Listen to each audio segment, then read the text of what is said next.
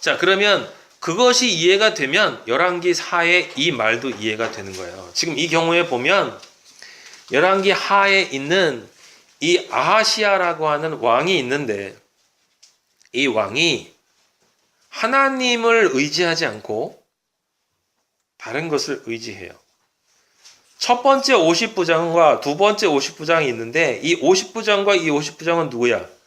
아하시아의 명령을 순종하는 존재들이야. 그 말을 그대로 따라가는 존재란 말이에요. 그 얘기는 무슨 얘기예요?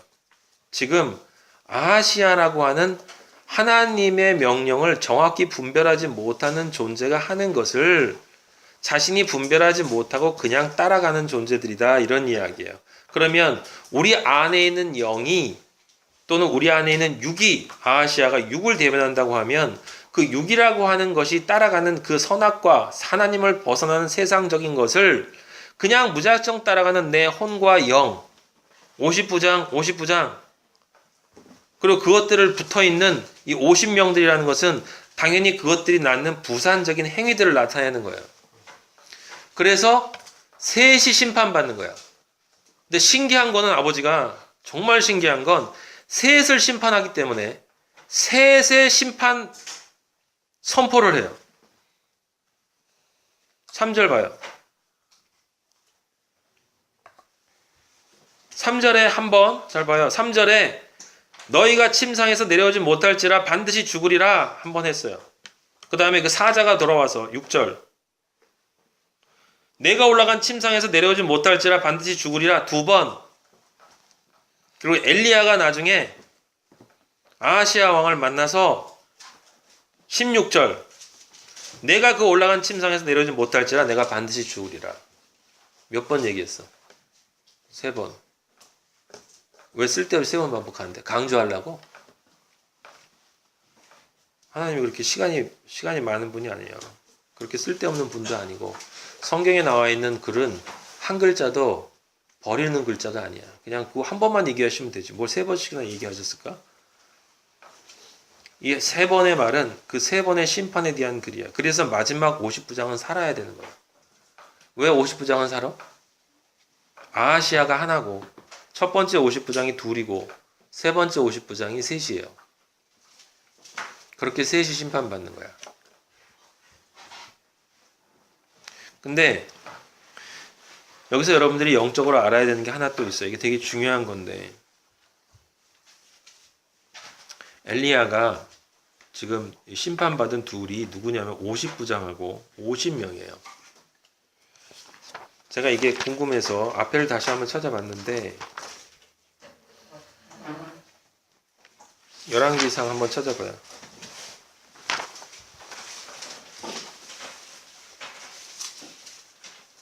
열왕기상 몇 장이냐면 18장.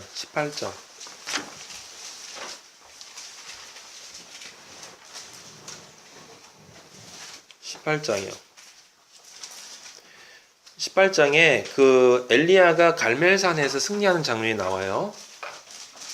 그런데 거기 보면 19절 그런즉 사람을 보내 온 이스라엘과 이세벨의 상에서 먹는 바알의 선지자 450명과 아세라의 선지자 400명을 갈멜산으로 모아 내게로 나오게 하소서. 자, 제가 궁금했던 게 아버지한테 기도드렸던 게 뭐냐면 450명하고 400명이야. 바알의 선지자가 450명이고 아세라의 선지자가 400명인데 22절에 보면 나만 홀로 남았는데 바알의 선지자는 450명이라는 바알의 선지자 얘기가 나오고 25절에 보면 바알의 선지자에게 이르되 지금 아세라는 빠졌어요. 지금 말은 단어가. 그 다음에 26절에 보면 바알의 이름을 부르고 바알이여 바알이여. 그리고 마지막에 이제 전쟁이 끝난 다음에 40절에 보면 그들에게 이르되 바알의 선지자를 잡되 그들 중 하나도 도망하지 못하게 하라. 아세라 선지자들은 어디 간 거예요?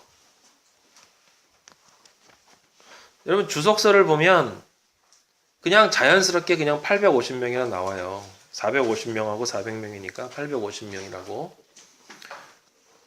당연히 850명이겠지. 그러면 아세라 선지자들은 살려줬겠어요? 뭐 엘리야가 살려주지 않았겠지. 당연히 같은 통속 한 통속이니까. 그런데 왜 계속 이 전체 850명을 상징하는 존재들을 바알 선지자들이라고 이야기하냐 이거예요. 그것이 왜 그러냐면 19절에 바알 선지자를 450명이라고 부른 것과 연관이 있다라는 거야. 왜 바알 선지자는 450명이고 아세라 선지자는 400명이냐? 조금 더 구체적으로 질문하면 이게 어떻게 이렇게 딱딱 떨어지냐? 성경은 항상 딱딱 떨어져요. 450명, 457명도 아니고 396명도 아니고 450명과 400명이야. 4라는 숫자는 우린 다 알아요. 4라는 숫자는 뭐? 세상의 숫자야. 세상의 숫자. 4는 동서남북 이 세상을 상징하는 것이고, 따라서 400명이라고 하는 것은 이 세상에 100이라는 것은 10로 한다면 이 세상의 계명대로 살아가고 있는 사람들이다 라고 우리가 해석할 수가 있어요. 영적으로 400명이라고 하는 것은. 그럼 당연히 아세라 선지자 400명이라고 하는 것은 우리가 충분히 이해할 수 있죠. 400명이라는 단어가 나오면 그것은 이 세상의 뜻에 따라서 선악과를 따라 이 세상 권력을 따라 사는 사람들을 400명이라고 부를 수가 있는 거예요. 그런데 450명은 또 뭐야? 근데 450명이라고 했는데 열왕기하 보니까 지금 50부장 얘기가 두 번이나 나왔단 말이에요. 50부장.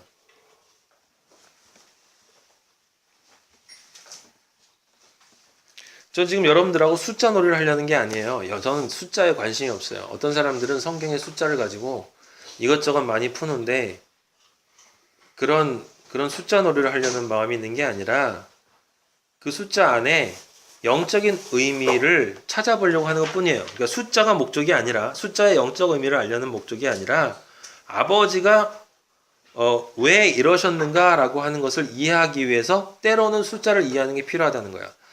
그러면 이 5라는 숫자가 나와 있잖아요. 그죠? 그래서 여기 5라는 숫자가 문제가 되는 거야. 50명. 지금 400, 바알 선지자가 400이라는 것은 지금 우리가 열왕기하의 50부장이랑 생각을 해보면 이런 얘기가 연결이 돼요. 뭐라고 연결이 되냐면 바알 선지자는 400과 50이다 이렇게 되는 거지. 400과 50이다 이런 말이 되는 거야. 그럼 400이라는 것은 뭐라고? 이 세상의 원리에 따라 사는 존재들이 400의 선지자들이야. 이 세상의 원리에 따라서 자신의 삶의 좌우명이나 지향성을 가지는 존재들을 성경에서 표현을 할 때 지금 여기서 400으로 표현을 한 거예요.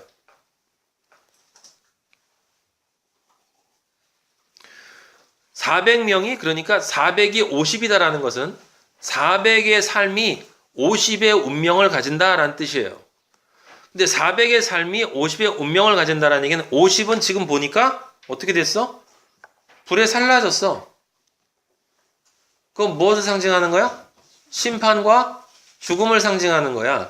그러니까 50은 심판과 죽음을 상징하는 것이다 라고 우리가 해석을 해본다면 영적으로 그렇다면 왜 엘리야의 이야기 안에 아세라의 선지자는 당연히 들어가 있는데 아세라 선지자는 언급을 하지 않고 바알 선지자들만 계속 언급하고 있느냐? 그건 바알과 아세라 선지자들이 이 400과 50의 운명을 갖는다라는 것을 뜻하는 거예요. 무엇을 뜻하는 거예요? 이들은 하나님과 대적해서 세상의 원리에 세상의 우상을 따라 사는 존재들이고 400.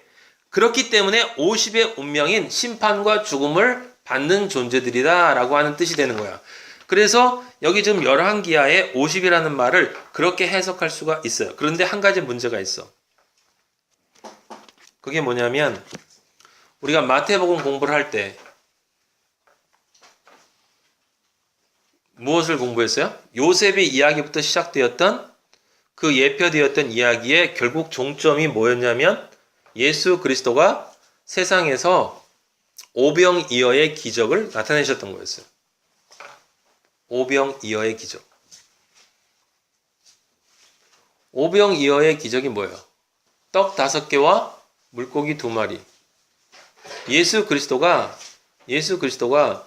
모든 것을 자기 마음대로 쪼개서 심지어 신앙까지도 제멋대로 해석하고 하나님까지도 제멋대로 자기가 원할 때만 부르고 자기가 찾고 싶을 때만 찾고 내가 이해하고 싶은 대로만 이해하고 그렇지 않은 쪽으로 늘 나에게 옳은 쪽, 나에게 옳지 않은 쪽으로 나에게 선한 쪽, 나에게 선하지 않은 쪽 항상 나에게 유리한 쪽과 나에게 불리한 쪽 늘 그거지.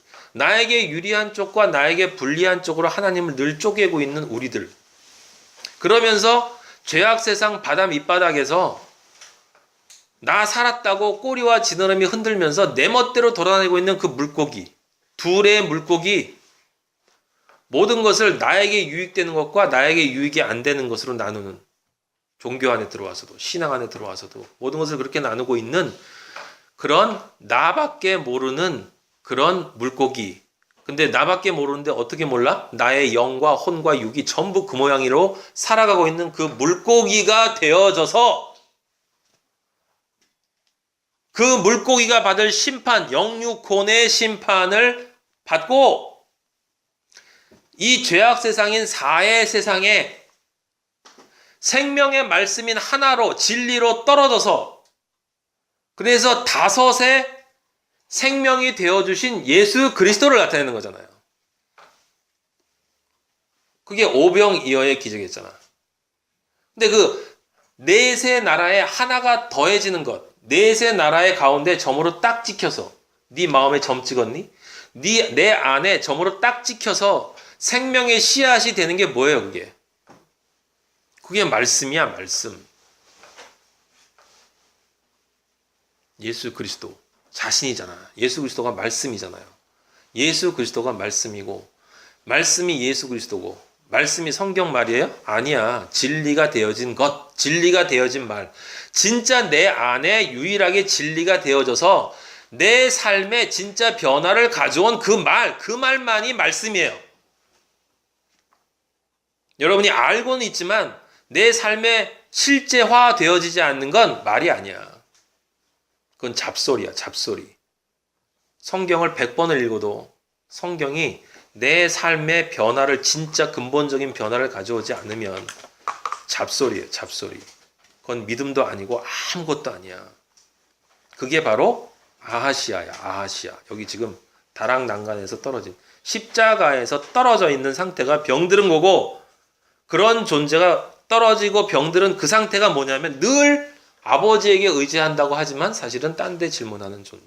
내 안에 있는 나의 영과 혼과 육이 늘 그 방향으로 가는 거죠. 자, 그런데 이상하지 않아요. 넷의 세상에 하나로 떨어져서 다섯의 말씀이 되어주신 생명의 말씀이 하나가 떨어져서 그 다섯이 됐다. 그것이 뭐냐면 오병이어인데, 그럼 거기서 다섯은 뭐냐면 생명이야. 오병이어의 오는 생명을 뜻하는 거예요. 그죠? 그래서 예수님이 먹어라 라고 떡을 떼어주니까 사람들이 먹고 살았잖아. 오는 생명이야. 근데 여기는 뭐야? 죽음. 고린도 후서 2장 14절. 항상 우리를 그리스도 안에서 이기게 하시고 우리로 말미암아 각처에서 그리스도를 아는 냄새를 나타내시는, 우리로 말미암아 그리스도를 아는 냄새를 나타내는 거야. 하나님께 감사하노라. 우리는 구원받는 자들에게나 망하는 자들에게나 하나님 앞에서 그리스도의 향기니. 고린도후서 2장 15절 16절. 이 사람에게는 뭐? 사망으로부터 사망에 이르는 냄새요, 저 사람에게는 생명으로부터 생명에 이르는 냄새라. 누가 이 일을 감당하리요? 다시 한번. 우리는 구원받는 자들에게나 망하는 자들에게나 하나님 앞에서 그리스도의 향기니. 이 사람에게는 사망으로부터 사망에 이르는 냄새요, 저 사람에게는 생명으로부터 생명에 이르는 냄새라. 누가? 우리가. 우리는 누구? 그리스도인. 그리스도인은 뭐? 계시록에 뭐라고 나왔어요? 그리스도인은 뭐? 그리스도인은 하나님의 말씀. 우리가 하나님의 말씀이란 말이에요. 내 영이 하나님의 말씀이고 내 혼이 하나님의 말씀이고 내 육이 하나님의 말씀이 되어져서 내 삶이 하나님의 말씀이 되는 거야. 그것이 내 입으로 실제 음성화돼서 말씀으로 나오는 거지. 하나님의 말씀이라고 하는 것은 그리스도가 하나님의 예수 그리스도가 하나님의 말씀이고 그리스도인이 하나님의 말씀이 되는 거고 따라서 그리스도인은 어떤 사람에게는 사망에 이르는 냄새가 되고 어떤 사람은 생명에 이르는 냄새라. 그건 무슨 소리냐? 그리스도인은 하나님의 말씀이기 때문에 하나님의 말씀은 진리만을 선포하기 때문에 진리는 예수 그리스도만을 선포하고 예수 그리스도는 십자가니까 십자가를 이야기하면 그 십자가가 한쪽은 생명이 되고 한쪽은 죽음이 된다 이런 뜻이라 이 말이에요. 그래서 오병이어의 기적에서는 그 십자가의 말씀이 생명이 되어서 5,000명을 먹이게 되고 5,000명이 살아나지만 여기 지금 450명의 운명이 되고 50부장과 50명 모두 다 죽음의 향기를 받는다 이런 이야기예요. 베드로전서 2장 6절 찾아보세요.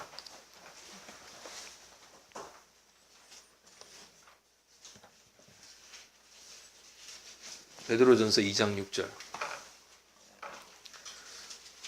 성경에 기록되었을 때 보라 내가 택한 보배로운 모퉁이돌을 시온에 두노니 내가 택한 보배로운 모퉁이돌 누구? 예수.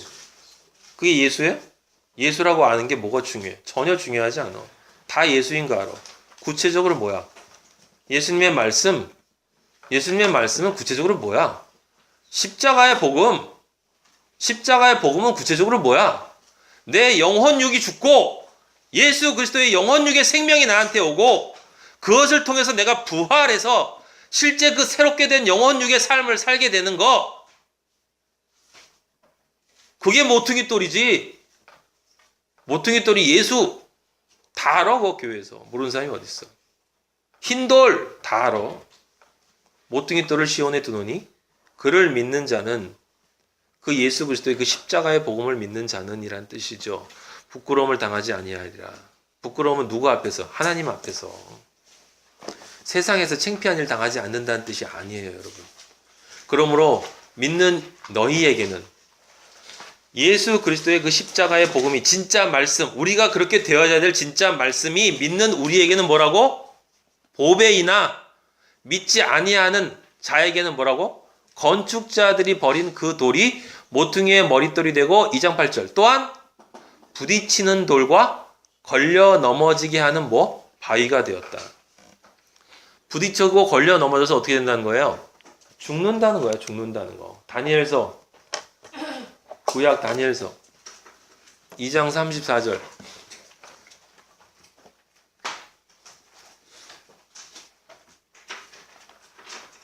다니엘서 2장 34절. 또 왕이 보신즉 손대지 아니한 돌, 뜨인 돌, 뜨인 돌이 뭐야? 땅에서 들린 돌, 십자가의 돌, 예수 그리스도의 십자가. 그냥 이것도 손대지 않은 돌, 예수님을 상징하는 거죠. 아, 아멘. 그러면 뭐 은혜가 돼요? 아니야. 왕이 보신즉 손대지 아니한 돌, 누가 손댔는데? 인간의 것이라고는 전혀 없는, 오직 하나님으로부터만 온 진리의 그 말씀. 진리의 그 말씀이 뭔데? 십자가의 말씀이 뭔데? 나인 흙을 어떻게 하나님의 아들로 만들어 가는가? 그 안에서 나의 영과 혼과 육이 찢어져야 되고 예수 그리스도의 생명으로 그 영과 혼과 육이 새롭게 태어나야 된다라고 하는 그것을 완성시키는 그 복음.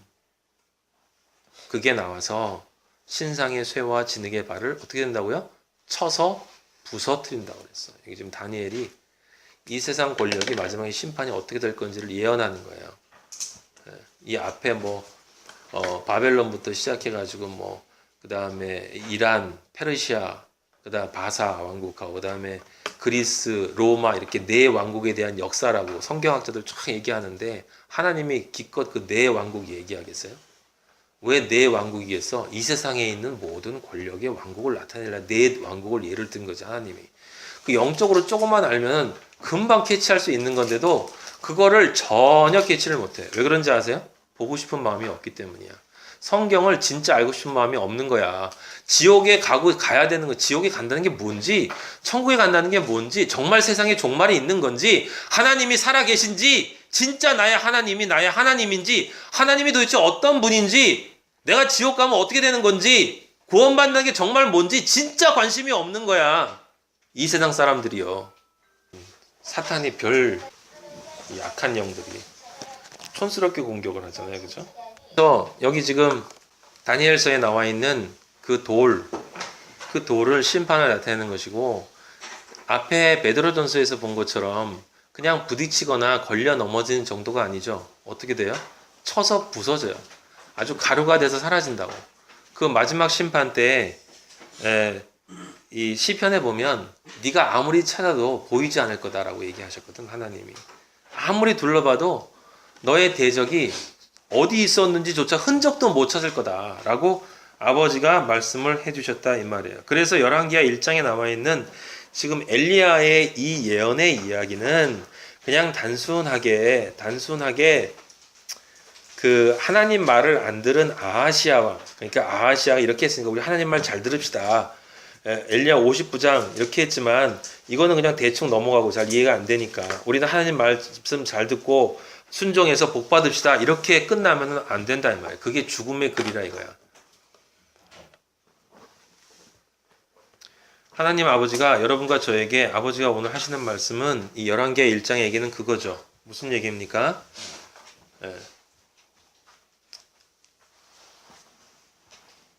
그리스도인은 영과 혼과 육이 온전히 하나님 아버지로만 향해 있어야 한다. 다른 것을 세상에 의지하면 심판이다. 그 심판은 완전하다. 그리고 그 심판만 있는 것이 아니라 나의 아들들을 나에게서 띄워놓으려고 하는 저 원수 사탄과 적그리스도와 거짓 선지자 역시 마찬가지로 세세 심판에서 결코 벗어나지 못할 것이다. 그럼 우리에게는 두 가지의 아버지의 말씀이 있는 거야. 첫째는 두려움과 떨림으로 너희의 구원을 이뤄라. 정말 너 나만 의지하고 살고 있니?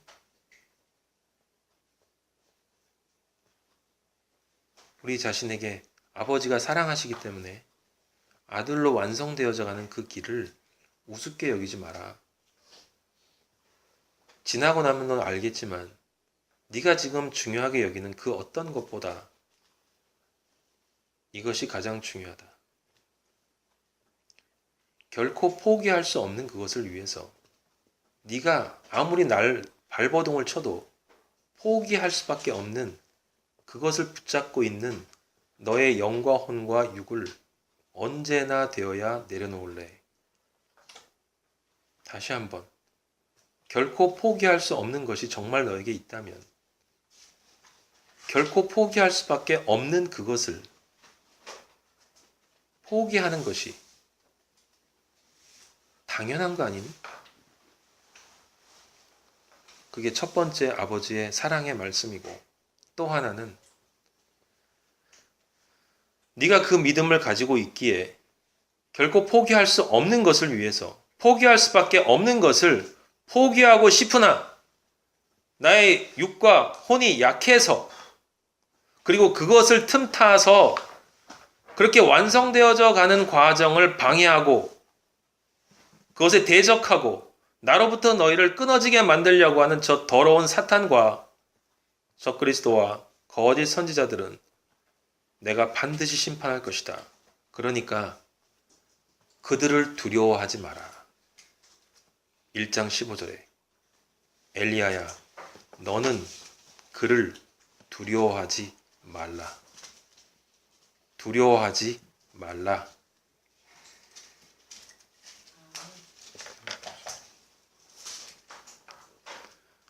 아버지의 말씀이에요. 이제 우리에게 남겨진 건 이걸 정말 아버지의 말씀으로 듣느냐. 세상에 있는 많은 말들 중에 하나로 듣느냐라는 거예요. 거기에 여러분의 선택이 있는 거예요. 자, 그게 오늘 첫 번째 이야기고, 이제 2장을 보세요.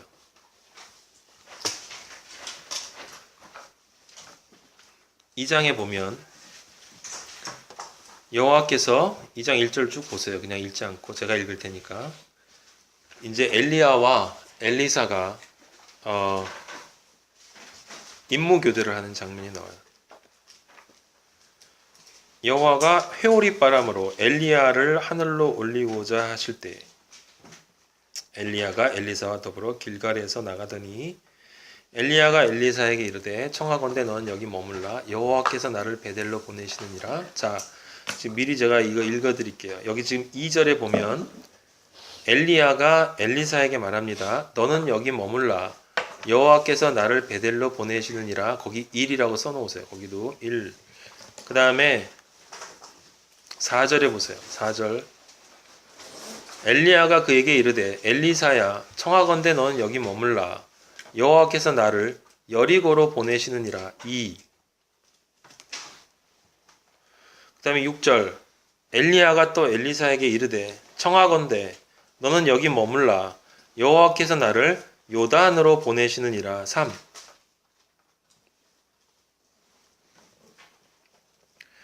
여기도 또 3이 나와요. 앞에 1장의 3은 죽음의 삶이야. 2장의 3은 생명의 삶이에요. 3이에요. 생명의 셋이야. 죽음의 셋과 생명의 셋이 대비가 되는데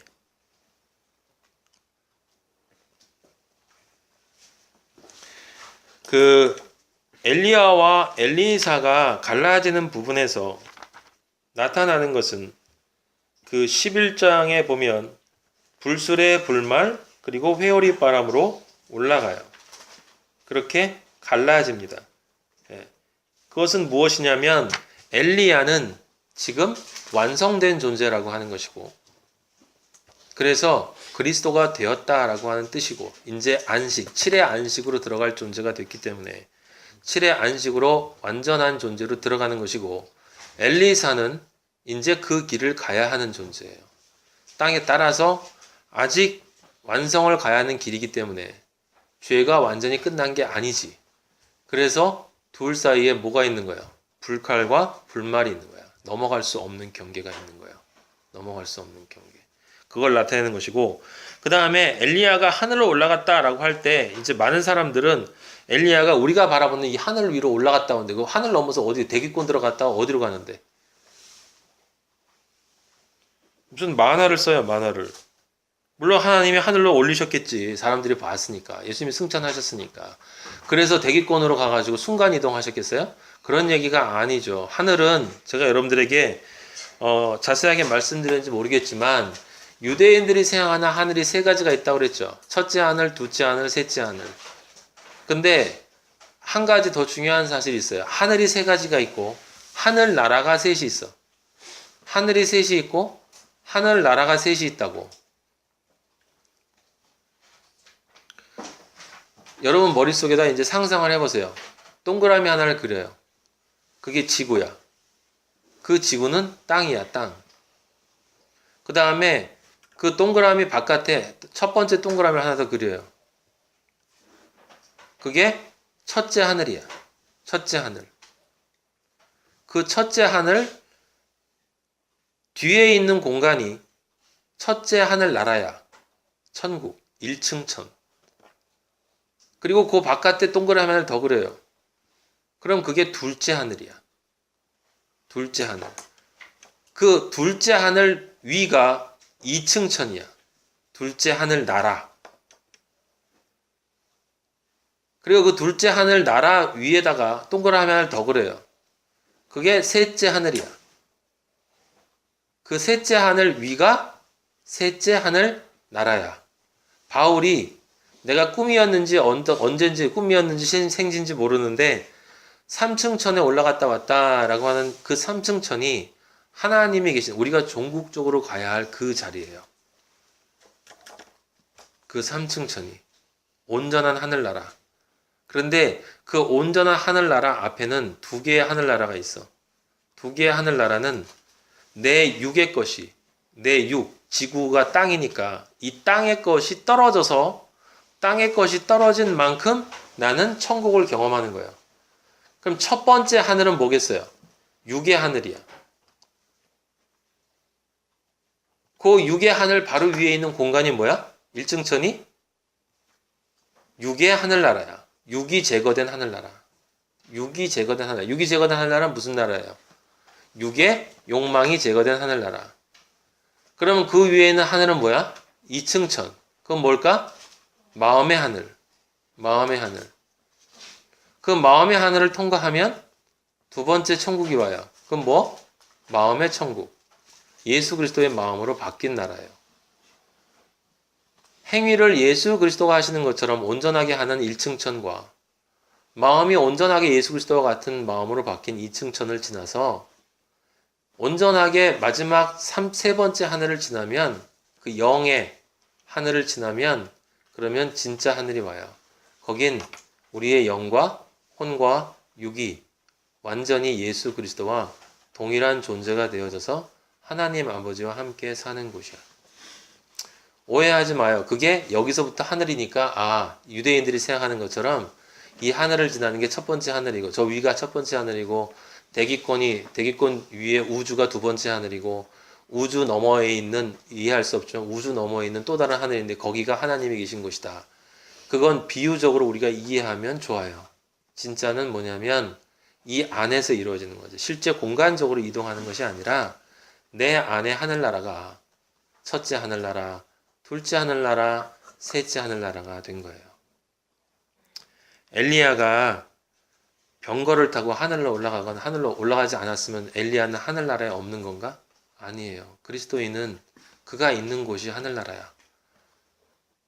내 영혼이 은총 입어 중한 재짐 벗고보니 그 어디나 하늘나라. 그 어디나 하늘나라. 그런데 중요한 건 그 하늘나라가 온전한 하늘나라가 돼야 된다는 거지. 아직 우리는 영의 하늘나라는 이미 경험한 거예요. 성령과 연합되어졌으니까. 근데 육이 완전히 제거되지 않았고 혼도 완전히 제거되지 않았어. 그래서 첫 번째, 두 번째 하늘나라가 아직 온전하게 이루어지지 않았어요. 셋째 하늘나라도 그곳에 가야만 완전한 셋째 하늘이 되는 거야. 그러니까 지금은 불완전한 상태예요. 하지만 하늘나라에 있는, 천국에 있는 것은 맞기 때문에 그 천국을 경험하고 살아야 돼. 예수 그리스도가 내 안에 있을 때 내 육의 자유를 누리고 내 마음의 자유를 누리고 내 영의 기쁨이 있어야 되는 거예요. 감사가 있어야 되는 거야. 늘 그렇다는 이야기가 아니라 어렵고 힘들고 아버지 우린 약합니다. 아버지 우린 부족합니다. 쓰러집니다. 넘어집니다. 하지만 여기 이 죽음의 삶처럼 아버지를 떠나서 늘 이쪽으로 따라가는 그 삶을 끝까지 살아. 결국은 아버지로부터 심판받는 아하시아가 아니라 우리는 믿음의 선진들, 우리 앞에 있는 그리스도인, 예수 그리스도, 사실은 예수 그리스도를 상징하는 엘리야를 따라서 우리의 구원을 완성해 나갈 그런 존재이기 때문에 우리는 엘리사이기 때문에 엘리사로서 우리가 어려움이 있다 하더라도, 그리스도의 어려움이 있다 하더라도 이 생명의 길을 절대로 멈추지 않을 것입니다. 아버지. 그 안에서 아버지가 하지만 이미 우리 안에 계시니까 힘내라고 하실 때 그 기쁨을 맛보면서 살아가는 거예요. 그래서 엘리야가 첫 번째 어딜 간다고 그랬어? 베델, 하나님의 집. 그곳엔 뭐가 있습니까? 야곱이 처음 베델에서 하나님의 집으로 명명할 때 아버지에게 받은 것은 언약이야, 약속이야, 복음이야. 진정한 복음, 너를 내가 하나님의 아들로 만들어 주겠다라는 그 복음이 하나님의 집에서 떨어지는 거고, 그 베델이 바로 그 복음이에요. 이스라엘 사람들이 이 베델을 우상의 천국으로 만들어 버렸지만, 즉 우리 안에 우리 안이 베델이거든. 우리가 하나님의 집이니까. 근데 그 하나님의 집을 우상 천국으로 만들어, 그게 아하시아고 그게 여로보암의 길이야. 하지만 그리스도인에게, 엘리야에게 베델은 하나님의 약속이 떨어지는 곳, 이제부터 내가 너를 하나님의 아들로, 나의 아들로 만들어 나가겠다라고 하는 그런 약속의 선포가 떨어지는 장소가 베델이에요. 그리고 그 약속을 받고 삶을 살아나가 내가 그리스도의 십자가의 삶을 살 때 결국은 여리고 성이 진리의 말씀을 통해서 온전하게 무너져 내리는 내 안에 있는 모든 영과 혼과 육의 여리고 성이 이 앞에 있는 50부장 둘과 아하시아처럼 세세 심판이 내려지고 내 안에 온전하게 예수 그리스도가 세워지는, 즉 여리고 성이 무너지는 그 승리의 경험을 하는 곳이 여리고야.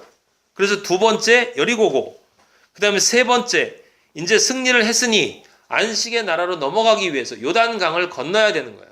이 세상을 넘어서 하나님이 계신 하나님이 계신 그 보좌, 그 안식의 자리로 가기 위해서 엘리야가 나를 요단으로 보내시느니라. 이제 내가 아버지에게로 가야 한다. 그래서 아버지 앞에 가기 위해서 요단강가에서 엘리야가 승천하는 장면이 나오는 것이고, 즉 진리로 승리했다라고 하는 거예요. 안식으로 들어갔다라고 하는 거예요. 이 사람이 생물학적인 생명이 다해서 죽은 것인데 비유적으로 이렇게 이야기하건 실제로 올라갔건 아니건 그게 우리한테 뭐가 중요해요? 중요한 건 그것이 아니야. 우리는 이 세상에서 심장이 끊어져 죽든 아니면 엘리야의 여기 나와 있는 말 그대로 실제로 하나님이 우리를 살아있는 채로 들려 올라가시는 어찌됐건 우리의 종국적 모습은 우리의 영이 온전하게 성령과 하나가 되고 우리의 마음이 온전하게 예수 그리스도의 마음과 하나 돼서 하나님이 우리의 몸을 썩지 아니할 몸으로 완전히 바꿔서 하나님의 아들로 바꿔주는 것이 종국적 도착 지점이기 때문에 그 사이의 과정이 이렇게 되나 저렇게 되나 그건 우리한테는 전혀 중요한 게 아니다 이 말이에요. 제가 늘 말씀드리는 것처럼 이 세상 사람들은 출발하는 것에 의의를 두고 그리고 그 과정의 중요성을 강조해 수행하는 것을. 하지만 그리스도인은 절대로 그렇지 않아. 그리스도인은 반드시 기억하고 있는 게 뭐냐? 도착하지 않는 자는 출발하지 않은 것이다. 도착하지 않은 자는 출발하지 않은 것이다. 구원에 이르지 못한 자는 처음부터 믿지 않은 자다라는 거예요. 그것이 마지막에 드러나는 사람은 얼마나 불쌍하겠어요. 믿는다고 이 세상껏 놓으려고 몸부림쳤는데 나중에 가보니 넌 가짜다 그러면 차라리 세상에 사는 동안 실컷 놀고 나오다가 내가 즐기고 싶은 쾌락 다 즐기고 오고 나서 지옥 가면 원이라도 없지. 이 세상에서 그것도 못 즐기고 이것도 아니고 저것도 아니고 양다리 걸치고 살고 그렇게 살다가 나중에 하나님 아버지가 너는 온전하지 못하거든? 너는 너의 여리고성이 아직도 안 부서졌어. 반이나 남았어. 반은 부셨는데요, 아버지? 조금 봐주시죠. 안 돼.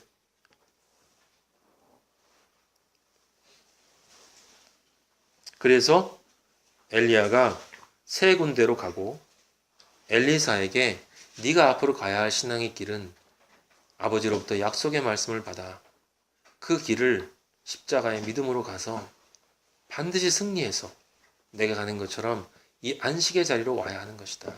그것이 그리스도인의 삶의 완성이다. 7의 길을 셋으로 줄이면 그렇게 되는 거야 라고 아버지가 우리에게 말씀해 주시는 거예요. 그래서 1장과 2장이 대비가 되는 거예요. 여기도 여러분 1장과 2장이 대비가 되는 거예요. 우리가 읽었던 고린도 후서의 말씀과 베드로전서의 말씀처럼 한 존재에게는 하나님의 말씀이 사망에서 사망에 이르는 냄새가 됐고 한 존재에게는 생명으로부터 생명에 이르는 냄새가 되었다. 이런 이야기예요. 아버지가 우리에게 그렇게 질문을 하시는 거예요. 넌 정말 생명으로부터 생명에 이르기를 원하느냐라는 거예요. 정말 원하느냐. 정말 원한다면 그것으로부터 뭔가가 나타나야 되지 않겠냐. 원한다는 것으로부터. 다른 것은 몰라도 하나는 나타나겠죠. 간절함. 정말 원하면. 정말 여러분이 이 사람이 이 여자가 아니면 이 남자가 아니면 난 죽을 것 같아 라고 하면 세상 남자들도 여러분 그 상대방이 밤새고 안 나오면 그 집 앞에서 추운 겨울에도 기다리고 한 번 만나볼 거라고. 썩어질 몸을 가지고 있는 여자라 할지라도 그런 이성에게 목을 매는 남성은 그런 짓을 해요. 술 취해가지고. 왜? 간절함이 있으니까.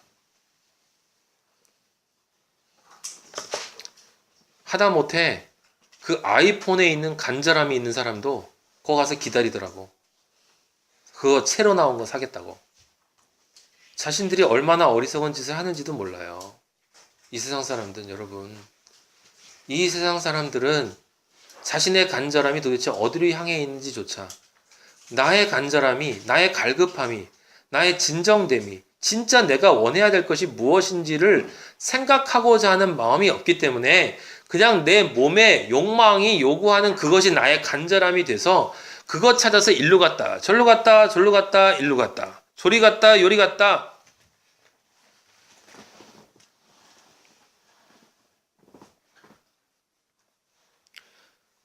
바쁘게 돌아다니는 것 같지만 길은 하나야. 길은 하나. 세상의 길은 딱 두 길밖에 없어요. 딱 두 길. 생명의 길, 죽음의 길. 아버지의 길, 사탄의 길. 인간의 길, 동물의 길. 너무 쉬워. 너무 쉬워. 너무 쉬우니까 안 하려고 하는 거야, 사람들이. 명상하고 몇 시간 동안 고행하고 이렇게 해서 뭐 좀 되면은 그럴듯해 보이니까 내 자아를 드러내고 싶어서 그런 일들은 열심히 하는데, 그냥 믿고 변해라. 뭘 믿고 뭘 변하라는 거야. 너나 믿고 너나 잘해. 나는 돈 벌어야 돼.